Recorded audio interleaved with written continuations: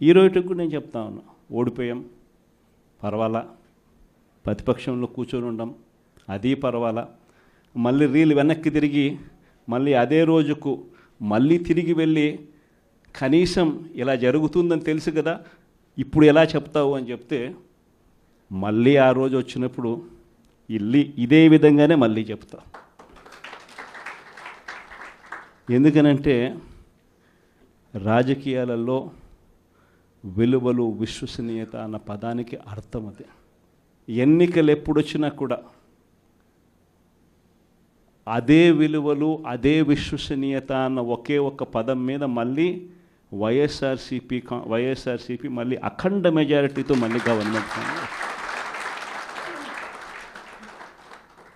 కానీ ఈసారి ఫామ్ చేసినప్పుడు మాత్రం ప్రజలకు చంద్రబాబు నాయుడు నైజం పూర్తిగా అర్థమైపోతుంది కాబట్టి మనల్ని మళ్ళీ 30 ఏళ్ళు అక్కడే కూర్చోబెట్టే విధంగా కూడా ప్రజలు ఖచ్చితంగా అడుగులు వేస్తారన్న నమ్మకం నాకుంది. ఎందుకంటే ఈరోజు ఒకవైపున ఇచ్చిన హామీలన్నీ కూడా పక్కకి వెళ్ళిపోవడం అన్నది ఒక ఆస్పెక్ట్ అయితే, రెండో ఆస్పెక్ట్ ఏమిటి అని అంటే ప్రతి వ్యవస్థ నిర్వీర్యమైపోయింది.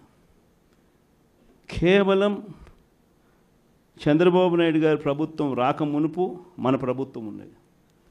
మళ్ళీ మన ప్రభుత్వంలో ఎలా ప్రతిదీ కూడా ఎలా పగడ్బందీగా ఎలా జరిగింది, చంద్రబాబు నాయుడు ఎందుకు చేయలేకపోతున్నాడు, ఈ చర్చ ప్రతి ఇంట్లోనూ కూడా జరుగుతూ ఉంది.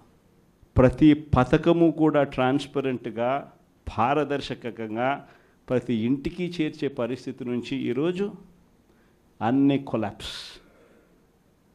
కేవలం 9 నెలలు. ఒకవైపున వ్యవస్థలన్నీ కొలాప్స్, మరోవైపున ఏది చూసినా స్కామే. ఏ గ్రామంలో చూసినా బెల్ట్ షాపులు. ఎమ్మెల్యే దగ్గరుండి ఆక్షన్ పాడిస్తూ ఉన్నాడు. 2 లక్షల 3 లక్షల నీ ఇష్టం. ఆ 2 లక్షలు కట్టడానికి పోలీసులు సపోర్ట్ చేస్తారు, దగ్గరుండి మద్యం అమ్మేట్టుగా. ఎంఆర్పి రేటుకు వాళ్ళు కొనుక్కుంటారు, ఎంఆర్పి రేటు ప్లస్ వీళ్ళ ప్రాఫిట్ వేసుకొని వాళ్ళు అమ్ముతారు. ఏ గ్రామంలో చూసినా కూడా ఏ బంకులో కూడా ఈరోజు మద్యమే కనిపిస్తూ ఉంది. మొట్టమొదటిసారిగా గవర్నమెంట్ నడుపుతా ఉన్న మద్యం షాపులను తీసేసి ప్రైవేట్ వాళ్ళని తీసుకొచ్చేసినారు. ఇసుక ఎక్కడ పడితే అక్కడ డబల్ ద రేటుకి అమ్ముతూ ఉన్నారు. ప్రతి నియోజకవర్గంలోని పేకాట క్లబ్బులు ఎక్కడ పడితే అక్కడ కనిపిస్తూ ఉన్నాయి. ప్రతి నియోజకవర్గంలో ఏ పని జరగాలన్నా కూడా, ఫ్యాక్టరీ నడపాలన్నా, ఆ నియోజకవర్గంలో మైన్ ఒకవేళ చేస్తూ ఉంటే చేసుకోవాలన్నా, ఏదైనా కూడా నాకింత నీకింత అని ఎమ్మెల్యే దగ్గర నుంచి మొదలైతే చంద్రబాబు నాయుడు దాకా పంచుకోవడాలి. ఇవన్నీ కూడా ఏ స్థాయిలో జరుగుతూ ఉన్నాయనంటే నిజంగా ఈరోజు వైఎస్ఆర్సీపీ పార్టీ కానీ వైఎస్ఆర్సీపీ ఎమ్మెల్యేలు కానీ ఈరోజు నిజంగా చాలా మంచోళ్ళ కింద కనిపిస్తూ ఉన్నారు ప్రజలకు. ఆ స్థాయిలో కేవలం 9 నెలల కాలంలోనే ఇంత దారుణంగా పడిపోయినాయి. ఇవన్నీ కూడా ఎందుకు నేను చెప్తా ఉన్నాను అని అంటే, ఈరోజు కష్టాలు అనేటివి వస్తాయి. ప్రతిపక్షంలో ఉన్నప్పుడు, రాజకీయాలలో మరీ ముఖ్యంగా ఉన్నప్పుడు ప్రతి ఒక్కరూ కూడా ఒక్కటే గుర్తుపెట్టుకోవాలి, కష్టం రానిదే సుఖం రాదు. ప్రతి మనిషి జీవితంలో కూడా కష్టాలు సుఖాలు అనేది పార్ట్ అండ్ పార్సల్. ప్రతిపక్షంలో ఉన్నప్పుడు మన కష్టాలు కనిపిస్తాయి, కానీ ఆ ప్రతిపక్షంలో ఉన్నప్పుడు ఆ కష్టాలలో వచ్చినప్పుడు మనం ఆ కష్టాలను ఎలా ఎదుర్కొంటాం అన్నది మనల్ని లీడర్లు చేస్తాయి. కష్టం వచ్చినప్పుడు మన క్యారెక్టర్ను మనం అమ్మేసుకుంటే, మన వ్యక్తిత్వాన్ని మనం అమ్మేసుకుంటే, ఒక్కసారి బాటిల్లో ఉన్న నీళ్ళు బాటిల్లో ఉంటే బాటిల్లో నీళ్ళు తాగుతాం, బాటిల్లో ఉన్న నీళ్ళు ఒక్కసారి ఇలా పడేసినామని అంటే భూమిలోకి పడిపోతాయి, మళ్ళీ ఏరుకోలేం. క్యారెక్టర్ కూడా అలాంటిదే. ఒక్కసారి విడిచిపెట్టేసినాము అని అంటే మళ్ళీ దాన్ని ఏరుకోలేం. ప్రజల్లో చులకనవుతాం, ప్రజల్లో పలచనవుతాం. ఇది ప్రతి ఒక్కరూ కూడా గుర్తుపెట్టుకోండి. కష్టాలు అన్నటివి ఎల్లకాలం ఉండవు. ఎవరికి ఏ కష్టం వచ్చినా కూడా నా కథ గుర్తు తెచ్చుకోండి. 16 నెలలు నన్ను జైల్లో పెట్టినారు. నా మీద కేసులు వేసింది కూడా మళ్ళీ ఎవరో కాదు, అటు కాంగ్రెస్ ఇటు తెలుగుదేశమే. నా పిటిషన్లో ఎవరు పిటిషనర్స్ అంటే అటు కాంగ్రెస్ ఎమ్మెల్యేలు ఇటు తెలుగుదేశం పార్టీకి సంబంధించిన నాయకులు. కేవలం రాజకీయంగా ఎదుగుతున్నాను అని ఒకే ఒక కారణంతో దొంగ కేసులు బనాయించారు. 16 నెలలు జైల్లో పెట్టినారు. కానీ ఏమైంది? బయటికి రాలా? ముఖ్యమంత్రి కాలా?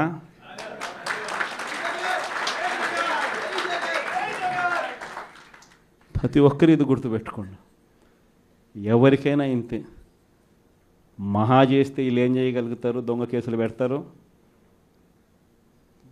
కాదండంలా బెదిరిస్తారు, కాదండంలా మహా అయితే 3 నెలలు లోపల వేస్తారు, అది కాదండంలా. కానీ ఏం చేస్తారు? 3 నెలల తర్వాత మళ్ళా వస్తాం, రెట్టించిన ఉత్సాహంతో మళ్ళా పనిచేస్తాం. ఎవరెవరైతే మిమ్మల్ని జైల్లో పెట్టే కార్యక్రమం ఎవరెవరైతే చేస్తారో, మంచి చేసిన వాళ్ళని గుర్తుపెట్టుకోండి, చెడు చేసిన వాడిని గుర్తుపెట్టుకోండి. ఇద్దరిని గుర్తుపెట్టుకోమని చెప్తాను. ఊరికే చూస్తూ ఊరుకోం. వైఎస్ఆర్ కాంగ్రెస్ పార్టీ బ్రతుకుతుంది. వైఎస్ఆర్ కాంగ్రెస్ పార్టీ ఈ రాష్ట్రాన్ని ఏలుతుంది అని కూడా సందర్భంగా చెప్తాను. మరో 30 సంవత్సరాలు ఏళ్తామని కూడా ఈ సందర్భంగా కూడా మరి గట్టిగా కూడా చెప్తాను. కాబట్టి ఎవ్వరూ కూడా వైఎస్ఆర్ కాంగ్రెస్ పార్టీకి సంబంధించిన ఏ కార్యకర్త వెంటికి కూడా పీకలేడు అని చెప్పి కూడా ఈ సందర్భంగా చెప్తాను. ఇది ప్రతి ఒక్కరూ గుర్తుపెట్టుకోండి. ఒక్కటే గుర్తుపెట్టుకోండి, ఈసారి జగనన్న 2.0 కొంచెం వేరుగా కూడా ఉంటుంది. ఈసారి జగనన్న 2.0 కార్యకర్త కోసం ఎలా పనిచేస్తుందో కూడా చూపిస్తుంది. ఇది మాత్రం నేను ఖచ్చితంగా చెప్తా ఉన్నా. ఎందుకనంటే జగనన్న 1.0లో బహుశా కార్యకర్తలకు నేను అంత గొప్పగా బహుశా చేయలేకపోయి ఉండొచ్చేమో. ప్రతి పథకము ప్రతి విషయంలోనూ కూడా మొట్టమొదటిగా ప్రజలే గుర్తుకొచ్చారు. ప్రజలకు మంచి చేయడం కోసమే నా టైం కేటాయించా, నా తాపత్రయపడ్డా, ప్రతి విషయంలోనూ దానికోసమే అడుగులు వేశా. కానీ జగనన్న 2.0కి వచ్చేసరికి మాత్రం చంద్రబాబు నాయుడు కార్యకర్తలకు పెడతా ఉన్న ఇబ్బందులు చూసా, కార్యకర్తలు పడతా ఉన్న అవస్థలు చూసా, కార్యకర్తలు పడతా ఉన్న బాధను గమనించా.